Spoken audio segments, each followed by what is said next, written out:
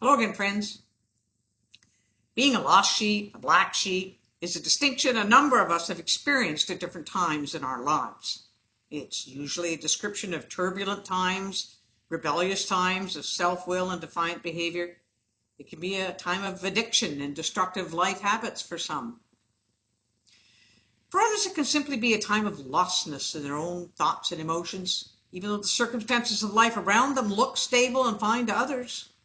How many stories have we heard in the news of seemingly successful and popular individuals who lost hope for reasons unknown to us and took their own lives? They were certainly lost ones in their circumstances. Whatever picture most describes us in our times of trouble, the solution is still the same. We need a power greater than ourselves to find us, rescue us, and carry us home to a safe and secure place. Jesus told a story, a very familiar story to many of us, to explain this. Jesus told them this story. If a man has 100 sheep and one of them gets lost, what will he do? Won't he leave the 99 others in the wilderness and go to search for the one that is lost until he finds it? And when he has found it, he will joyfully carry it home on his shoulders. When he arrives, he will call together his friends and neighbors, saying, "Rejoice with me, because I have found my lost sheep."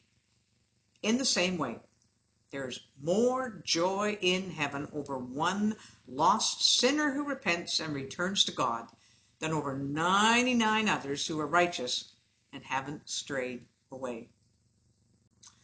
Loving God, without you, we are wandering, lost in the wilderness of our own thoughts and circumstances. No matter how hard we try, we admit that we often don't know how to get to a place of peace and safety on our own. Thank you for Jesus, who's come into our world, put on flesh to be like us, and walk through circumstances just like ours, so he could demonstrate a way forward for us. Thank you that not only did he show a way, but also gave his own life in payment for the consequences of our sin while we wandered and the harm we did to ourselves and the others in the process. We put our trust in Jesus today. We give thanks today for his rescue and the great rejoicing in his heart as he does so. Take away from us any lies of the evil one that would keep us in fear of condemnation for our own mistakes, rather than receiving the joyful rescue that Jesus has for us today. Help us to believe you, Jesus, when you say that there's more joy in heaven over one lost sinner who repents and returns to God than over 99 others who are righteous and haven't strayed away. We put our will and our lives into your care today and trust you to show us a good way forward. Amen. It's so wonderful to know that we can come to God without hiding anything and know his great willingness to rescue us and set us on the right path.